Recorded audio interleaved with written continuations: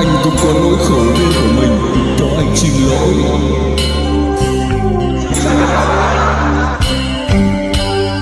Thôi rồi ta đã xa nhau, kể từ đêm pháo đỏ diều nồng. Anh đường anh, em đường em, yêu thương xưa chỉ còn âm thừa.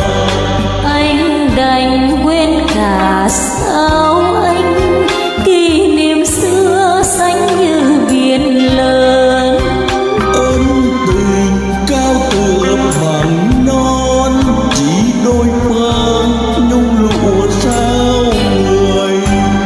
Em về góp lại thư anh, cả nghìn trang giấy mỏng xanh màu.